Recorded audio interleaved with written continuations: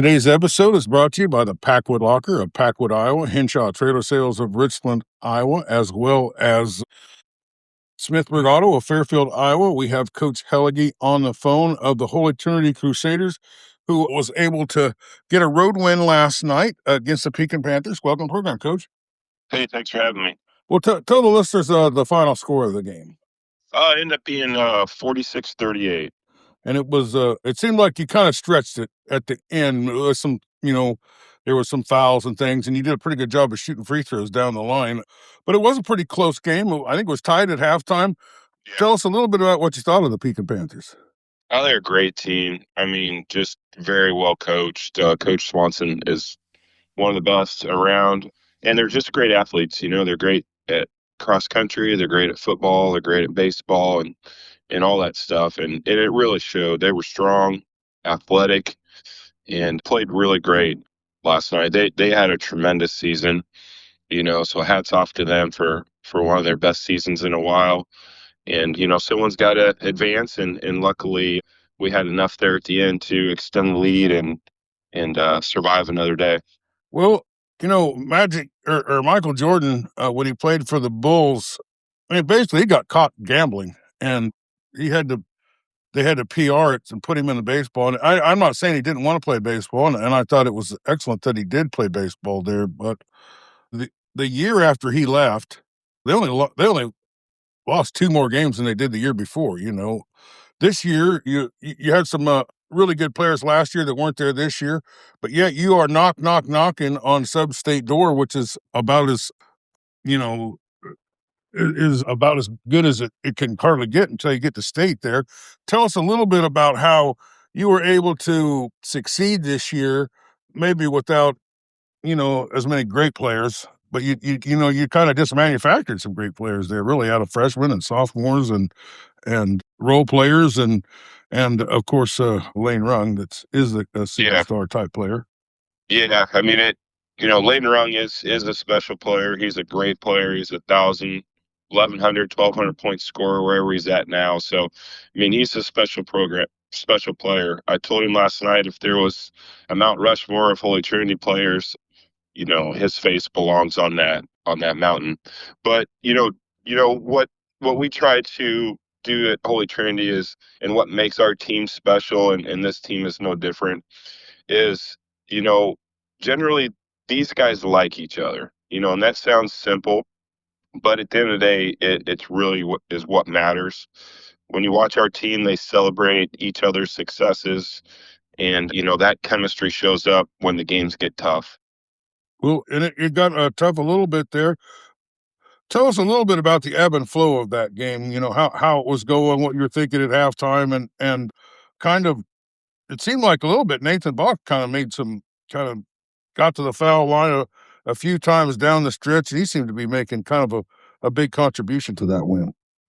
Yeah, it definitely wasn't an offensive showcase last night for either team, but it was a classic, gritty, tough district semifinal game that you would expect from two good programs. I think we started off 7-0. Coach Swanson called timeout, got his guys reset. They respond with a 9-0 run. I call timeout, get our guys reset. We're tied at the end of one. We're tied at the end of the half. And the second half, I think we made some plays. And you mentioned Nathan Box. He didn't play as much in the quarterfinal. In the fourth quarter, we kind of went with some more ball handling at the end of that game. I know he wasn't satisfied with his minutes, but, he's a team guy. He accepted that role that night. And, last night, trying to figure out our rotation for the end of the game, and Nathan's in the game, made a couple really big dives to the basket and scored. And, he had some free throws last night, and he wasn't perfect from the line, but he made some really big ones in that final 2 minutes that helped extend the lead. So it takes everybody, it takes everybody from Lane Rung all the way down to the freshman that I hand my dry erase marker to after timeouts, and he cleans it up for me. I mean, it takes everybody from your best player to your manager that's helping with your stats. And if everybody's not on the same page, you don't win games like last night, especially against great programs like Pekin. You got a kid that's coming off the bench for you that you didn't have. He was a transfer, I think, and had to sit out for 90 days or something. But kind of helping you a lot off of the bench, I think. Kind of adding an element that you maybe didn't have as you weren't as deep. You're a little deeper with this young man. Who's this kid that transferred in, and how has he helped you be successful? Yeah, so that's sophomore Graham Meredith. He was with Holy Trinity for a long time. I think he went over to public school around sixth grade or so, sixth or seventh grade, and played through his freshman year there. And I get a text this summer that he's coming back, and we couldn't be more excited. Tried to get him eligible right away, but Fort Madison really wasn't willing to sign off on the 90-day waiver, which we understood. We sure tried. So we had to wait patiently while he played JV, and we got him eligible around, I think it was January 22nd, right before the Notre Dame game. So he's been an immediate impact at the varsity level. He's smart, he can shoot, he can handle the ball, and he's a great passer and a good defender. So we welcomed Graham back with open arms. He's a very nice young man, very much a team guy, and he's helped us a lot. And we're hoping for more help down the road here, and in the next year and the year after. He'll be a great player for Holy Trinity. Well, you have three seniors in Corbin and Nathan Box there, the Hayde Baylor, and of course Lane Rung.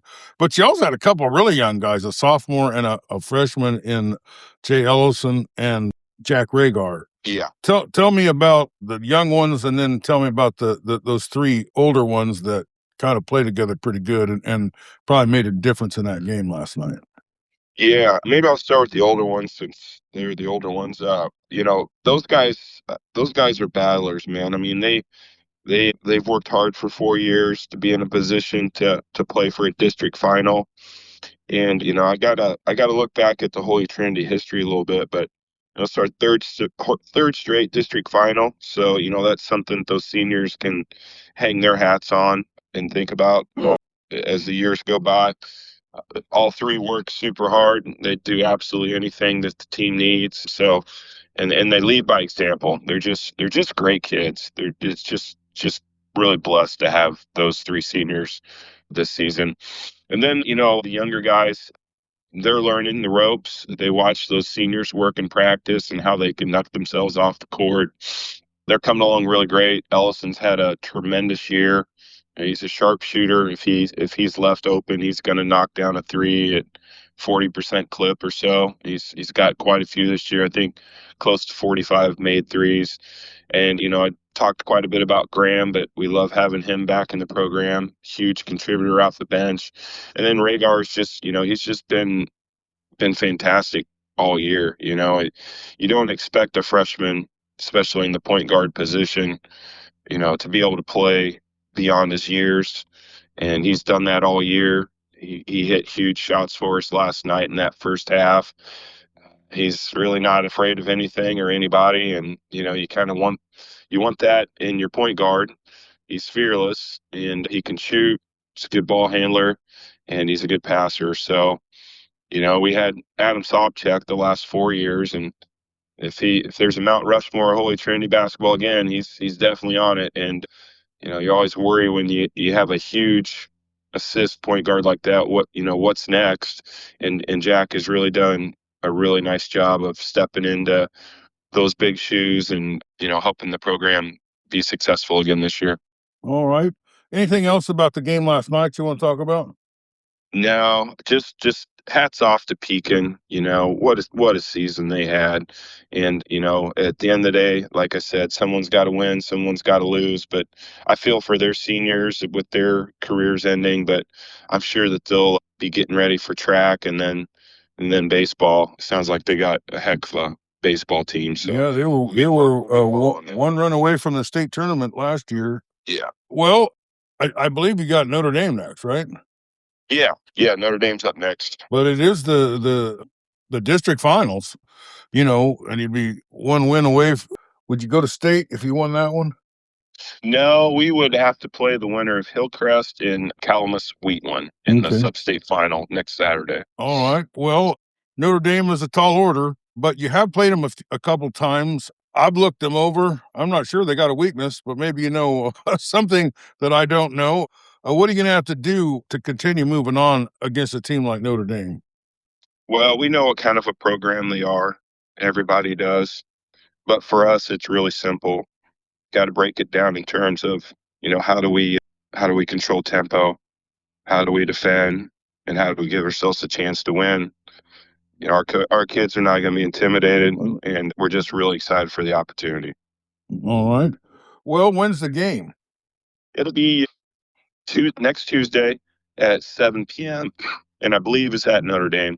Bound's a little messed up right now. We weren't able to enter our score, so the brackets aren't updated. You won't see any of that on Bound, but the state director's working with Bound to try to get that issue corrected. All right. Well, we'll get everything loaded up. Once again, thank you so much for taking some time out with us today. Congratulations on outstanding season, and good luck next Tuesday night. Hey, thanks for having me on. Always fun.